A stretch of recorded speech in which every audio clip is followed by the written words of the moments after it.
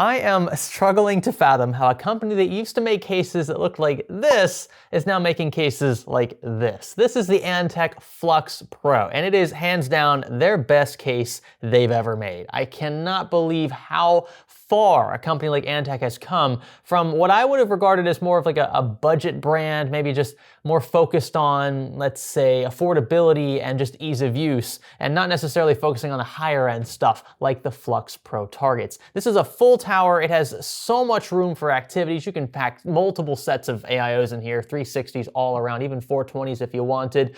This has 8 PCI slots at the rear, of course. That's why we're calling it a full tower. It has tons of airflow baked in, and check out that sweet wood accent of that front panel. It is such a subtle change to a case design, but it goes a heck of a long way in making it feel significantly more premium. So here's the entire case fit into frame, and well, my head for scale. It's a pretty big head. You can see this case is a lot bigger than that. And this is intentional. So the Flux Pro is going to be the larger model. I believe there's a smaller version coming, more mid-tower oriented. So if this is too much space for you, don't worry, Antec has you covered. But I'm going to do my best to fill this out as much as I can. I'm not going to be able to like throw a custom loop in here. We just simply do not have the time. We're trying to meet the embargo date. So the day you see this video is the day you can actually purchase it. It'll be linked in the video description if you're interested. But I'm going to throw a 360mm AIO in here. I'm going to throw, an ATX motherboard, and we'll try to put a larger graphics card in here just to fill it up as much as I can in the short amount of time that we have with this model. There are so many fans in here as well. I didn't realize there are 1, 2, 3, 4, 5, 6 fans included. 2 of those have reverse blades, so they're actually intakes, even though you don't see the frame from this side.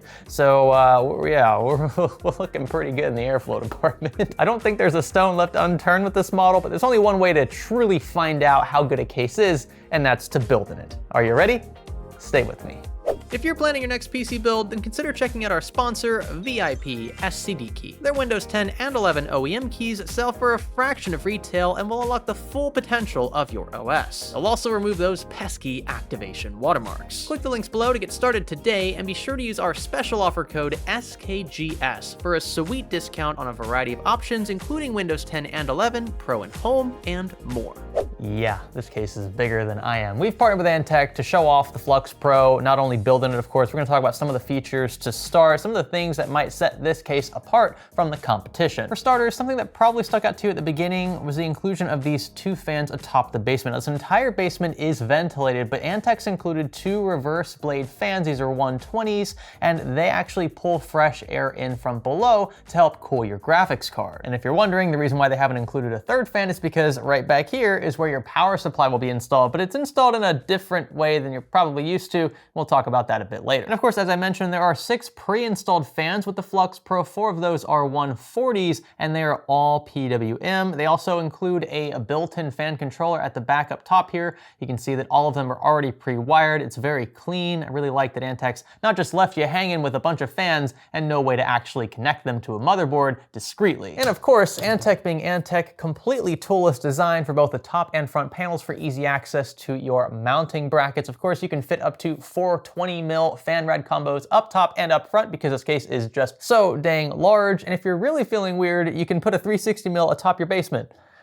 It's mechanically possible. I like that we have choices. Not that I would recommend you put a radiator down here, but if you wanted like some crazy cooling setup, the Flux Pro supports all of that. Front panel, as you'd expect in a Pro case, is plentiful. Of course, you get your 2 Type A ports, a Type C port, you get a unified microphone headphone jack, power button, reset switch, and a dedicated temperature button. And what this will allow you to do is toggle the display mounted to the side of the basement. You can see things like CPU and GPU temperatures here, and I really like the placement this time around. I think it makes a lot more sense than being on top of the case. It's much more readable, much more legible if it's sitting on a desk, say next to your monitors. Elsewhere around the chassis, you'll find excellent cable management, particularly behind the motherboard tray. Of course, it's being a larger form factor case. It's got a larger footprint. It's going to consume more space on your desk, but that's not, of course, at the cost of cable management. So you'll be able to route pretty much anything you want behind here without issue. Of course, you can mount even 3.5-inch hard disk drives back here, dedicated trays for those. Of course, you get one below as well, and you can pretty much stick SSDs anywhere anywhere you want, although you could also fit these in those 3.5-inch trays. Antec's also included Velcro straps throughout, which is great. This is gonna make cable management a breeze, I imagine, when we actually go about building a system in here. Now, there is one especially interesting feature of the Flux Pro that I think you're gonna wanna see. This has to do with power supply installing. Now, you'll notice that we do have a traditional power supply cover back here.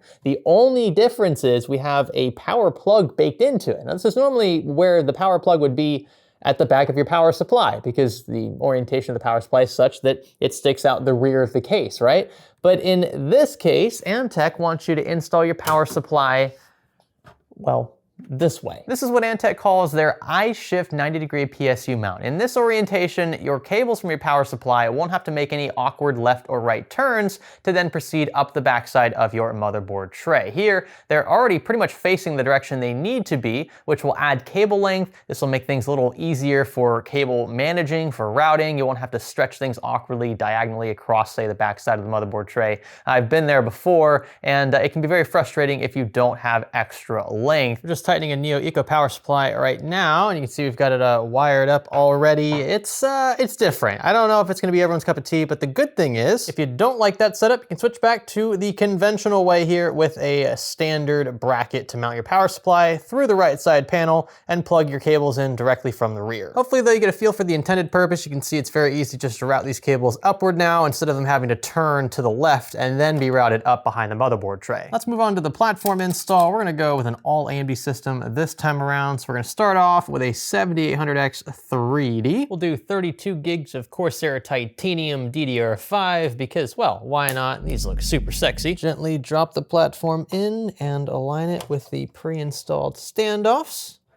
That looks pretty good right there. Check this out. 2 Phillips screws later, we can remove this entire top mounting assembly. This will make our AIO installation so much easier. Gotta love unified front panel connectors. Thank you, Antec. Taking care of some other remaining boring stuff. All these small cables we're gonna get connected to the motherboard, and then we'll take care of the larger cables, so the 24-pin, the 8-pin EPS, the dual 8 pins for the graphics card. We're gonna save that card for last. That's gonna be the icing on the cake for this build. I've gotta say, it is so nice that Antec gave us these Velcro straps. It is just making things that much easier. We don't have to mess with zip ties really at all in this build. Granted, we don't have a ton of cables to work with. No, storage drives and things to work with. We're just gonna use an NVMe, but this still looks very, very clean. This was easily one of the easiest cable management sessions I've ever had. Last thing to do is get that graphics card installed. AMD sent over their Radeon RX 7800 XT for this build, and then also an upcoming review that you'll see on this channel. This thing, from what I've been told, is an absolute beast, and from a value standpoint, she ain't all that bad either. Let's get a fresh peel going here. Boy. She is a bit chunky, though cooling looks to be taken care of with this larger shroud. It is a 2.5 slot card or thereabouts, a bit longer than usual, but nothing our Flux Pro can't handle. Let's see if we can't get this lined up here, and should slot in. Well, it doesn't want to slot in yet. Am I good here? A few moments later. Aha. There we go. Always a satisfying click. I'm gonna take the camera here handheld, and I just wanna show you that there's virtually no sag in this card. Now, this is a larger card. It's not being supported by the case at all. There's no bracket, mounted to the motherboard. This is purely attached via the PCIe slot and these 2 thumb screws at the rear. But yeah, there's like no sag there at all. Always nice to see when an AIB actually pays attention to things like that. We'll get these dual 8 pins connected. Another point of contention for a lot of people choosing their next card is whether or not they want to deal with a 12-volt high power connector. In AMD's case, we don't have to worry about that at all. And we'll get this top panel quickly resecured. It just, yeah, pretty much snaps into place. Totally toolless. It's so satisfying. Now I want to plug it in because I want to see what it looks like with the lights on, even though there isn't too much RGB in this build. Make sure our power supply is flipped into the on position. Cover this all back up very quickly, and let's power on. All right. Nice and sleek. The RGB shouldn't be too abundant here. We're gonna have some LEDs in the DRAM, of course, a bit in the graphics card. I don't think that the motherboard has any at all. And the fans in this Antec case are not RGB either. These are more performance oriented. These are gonna be very quiet under a heavy load. And of course, the fact that most of these are 140s just adds to that effect. Wow, yeah, this thing is whisper quiet. I haven't even tweaked fan curves yet. And we have, what, 13 fans in here? 3 up front, 1 at the rear, 2 atop the basement, 3 in the graphics card, 3 in the AIO. Did I count those already? I don't think so. And then 1 also in this AIO here. over the block. Yep, the fan was spinning. So that really makes a statement. 13 fans, and the loudest thing in here is actually the fluid churning through this AIO. Yeah, that's saying something. So not only is this obviously an airflow-oriented case from the just the design choice, right, with the perforations both in the basement. Of course, you have the perforations in the right side panel, up front, up top, even in the rear. But you also get 6 included fans by default. That is a pretty big selling point, I think, of a larger case like this. 4 of those are gonna be 140 mils, which means they don't have to spin as fast to displace the same amount of air as a 120 mil equivalent. So that will aid in the case's ability to stay quieter under a heavy load. This is just all around a hardware enthusiast's dream. If you want something this large, if you want to pack a ton of hardware into it, it's gonna be difficult to say no to the Antec Flux Pro. Just looking at this, I really wanna build a custom loop in here. This is just screaming custom loop. We'll do maybe like a 420 up top or 420 up front. We could do a triple radiator setup if we really wanted. That would look pretty sweet and still have room to spare in here. But even as is, like just with a single 360 mil AIO, the build still looks good. I really wasn't expecting that. I'm not a huge fan of full towers, but this one, I'm willing to make an exception for. It's got a beautiful walnut finish up front that just really helps modernize these Antec cases. They have come such a long way, and I do think that it's worth considering, again, for especially a beefier build where you're gonna have maybe AIOs, radiators involved, larger graphics cards. None of that will be a concern here. Now I wanna take a minute to firstly thank all of you for watching this far into this video. If you wanna learn more about the Flux Pro, we're gonna have relevant links in the video description. Now when Antec does a white case, if you're interested in the white model, they tend to go all out. So the fans will be white, the fan cables themselves will be white, the mesh, if that's involved, will be white, the wires, I mean, down to the very wires will be white. The headers will be white, so you get the full whiteout experience if you want a white chassis from Antec.